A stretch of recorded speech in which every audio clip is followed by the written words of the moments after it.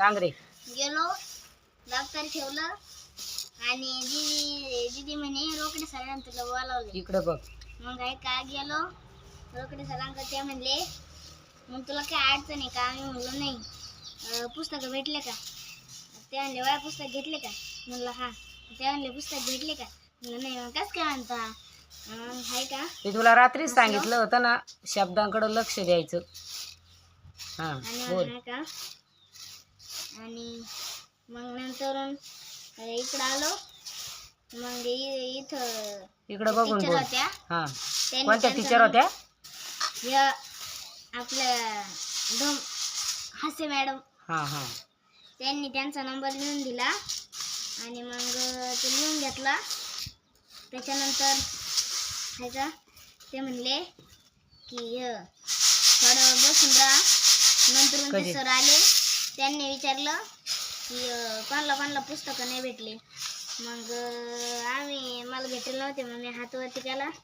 त्यांनी बोलवलं आणि म्हणे तिथून पळत एक एक पुस्तक उचल. मग एक एक पुस्तक घेतलं आणि मग ना आणि तिथं त्या रजिस्टरवर सही करायला लावली. मग तिथं सही केली आणि खाली बसलो. सही इंग्लिश मध्ये केली का मराठीत केली? इंग्लिश. हा का. अजून आणि त्याच्यानंतर मग एक तास झाला. त्याच्यात काय एक तास पहिला तास कोणाचा झाला? पहिला तास ते विरकर सरांचा हिंदीचा. मग त्यांनी तो योग्य चुनाव धडा शिकवला. काय नाव? योग्य चुनाव. हा तो धडा शिकवला. आणि मग त्याच्यानंतर आहे का जेवणाची सुट्टी झाली. जेवणाची सुट्टीनंतर रोकडे सरांचा तास झाला.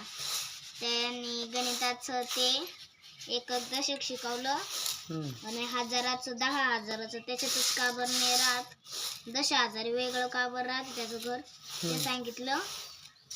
आणि आहे का ते 10,000 ते लिहायला सांगितलं. ते लिहिलं. त्याच्यानंतर परत छोटी सुट्टी झाली खेळायची. खेळायचा तास झाला. त्याच्यानंतर मग वर्गात आलो. मग विरकर सर आले.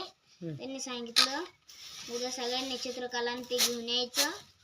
आणि ना चित्रकला रंग पेन्सिल आणि ते घेऊन यायचं. आणि उद्या चित्र काढायचं. त्याचे ते सांगणारे कसं अनुक्रमानिकेनुसार काय करायचं ते सांगणारे. आणि मग त्याच्यानंतर लगेच बेल वाजली आणि शाळा सुटली. आणि मग तुला पहिला का रे सार्थक, तुला पहिल्या दिवशी शाळेत गेल्यावर कसं फील झालं? तिथं कसं वाटलं तुला? लय आनंद झाला का दुःख झालं? काय काय झालं तुला? काय वाटलं तुला? हा का. आता शाळेत गेल्या आज जसं पहिल्या दिवशी सांगितलं ना तसं रोज आल्यानंतर मला सांगायचं का शाळेत दिवसभरात काय झालं आणि तू कोणाला वाईट बोलला, कोणी तुला वाईट बोललं, कोणाला तू मारलं, कोणी तुला मारलं, किती खोड्या काढल्या तुझ्या कोणी काढल्या, या सगळ्या गोष्टी मला सांगायच्या. कोणी बोललं वाईट तर त्यांना वाईट बोलायचं नाही बरं का. मला सांगायचं. मग मी तुला घरी येऊन मारीन.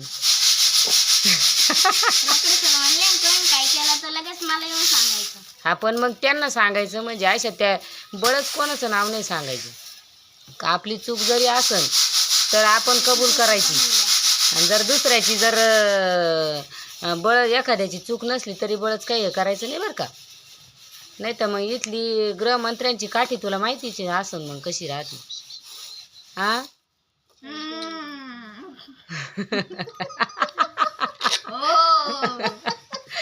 तुला विचारू आपण.